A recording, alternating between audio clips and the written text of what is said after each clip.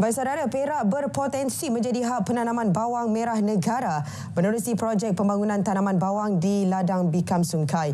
Menurut Timbalan Menteri Pertanian dan Keterjaminan Makanan, Dato' Arthur Joseph Kurup, projek tanaman bawang itu mampu mengeluarkan hasil sehingga 6 tan metrik setiap hektar. Susulan kejayaan projek rintis itu, pihak kementerian dalam perancangan untuk menambah keluasan tanaman bawang termasuk memperluas ke daerah lain di negeri itu.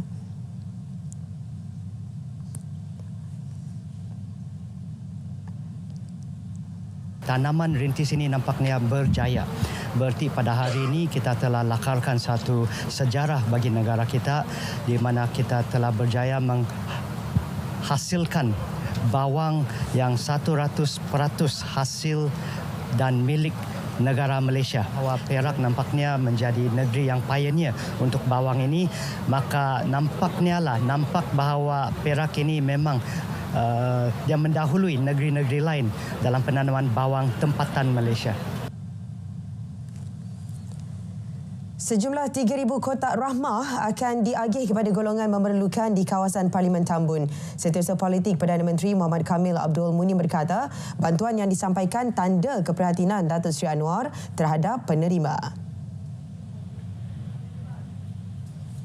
Saya fikir ini juga adalah merupakan satu amanat dan juga penegasan oleh Yang Maha Datuk Seri Anwar Ibrahim untuk kita terus turun ke lapangan dan menyantuni serta melihat sendiri keadaan.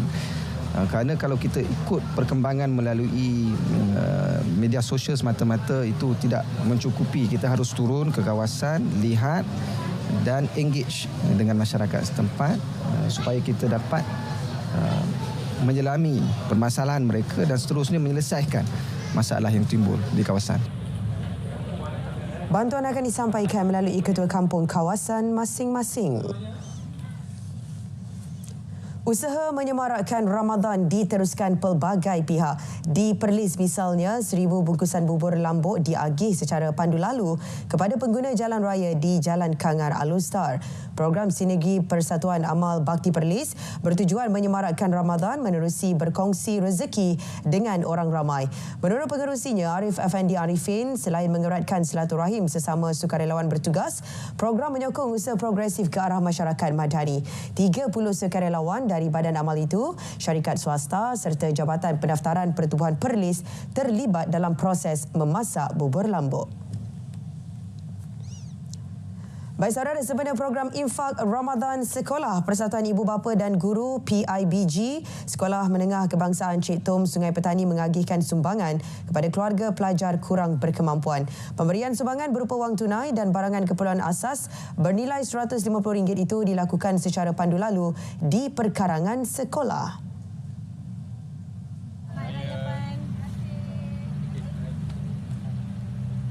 Ramai 73 orang yang kita bagi sumbangan kepada ibu bapa yang kurang kemampuan. Alhamdulillah, so, program ini memang program rutin tahunan Sekolah Menengah Cik Tom Sungai Petani kita.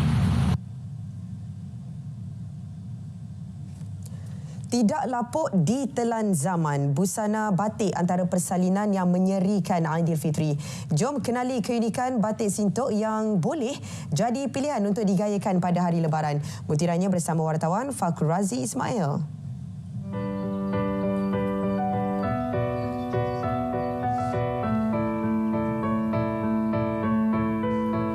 Semuanya bermula kira-kira 5 tahun lalu. Tekad untuk mengangkat kembali martabat batik, Rosnah Musa dari Padang Terap Kedah mengusahakan pembuatan batik sintok secara kecil-kecilan di belakang rumahnya. Berkat kesungguhan serta kerjasama pelbagai pihak, terutama Pusat Pengajian Pengurusan Industri Kreatif dan Seni Persembahan Universiti Utara Malaysia UUM, produk desa batik sintok makin mendapat sambutan. Kini beliau memiliki sebuah bengkel pembuatan batik yang lebih besar di Kampung Lebay Saman, Naka. Menariknya, rekaan corak batik yang dihasilkan bercirikan 9 motif, antaranya bunga sintok, bunga kertas, akar dan daun pokok. Rekaan ini dihasilkan sendiri oleh Rosnah dan pekerjanya menggunakan canting dan blok tembaga. Beberapa jenis produk berasaskan batik sintok turut dihasilkan. Antaranya pakaian lelaki dan wanita, beg tangan, dompet dan pelbagai barangan cenderahati lain. menggalakkan orang kita ni pakai balik batik Malaysia, bukan batik ciplak lah, mana ciplak daripada luar lah kan, ada, tapi kita nak galakkan batik kita ni berkembang dan orang pakai batik-batik original yang Malaysia punya. Dan kita di sini amat-amat mengharapkanlah batik kita sebenarnya, batik Kedah dan batik Sintok ni berkembang dengan lebih cepat dan dikenali ramai. Bukan sahaja mendapat permintaan di negara ini, malah batik Sintok berjaya menembusi pasaran antarabangsa.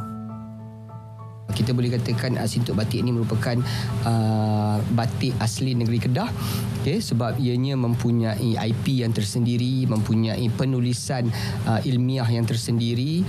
Kenapa motif sebegini dilaksanakan, dilukis sebegini rupa, apa sebabnya, dia ada orang kata proses-proses penyidikan tersebut.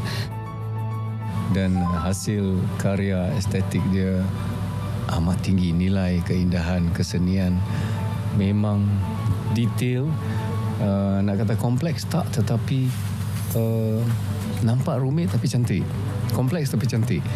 Dan saya rasa dia macam buat lagu juga. Pakaian berasaskan batik bukan sahaja boleh dipakai pada majlis tertentu, malah sesuai untuk digayakan pada musim perayaan termasuk Hari Raya Aidilfitri. Kewujudan corak batik yang kebiasaannya dalam pelbagai bentuk menjadikan ianya sangat unik dan istimewa di mata masyarakat. Bahkan corak yang dihasilkan mempunyai daya tarikan tersendiri. Maka tidak hairanlah ada yang sanggup membayar lebih untuk mendapat kepuasan apabila memakai pakaian batik. Fakhrul Razi Ismail, RTM.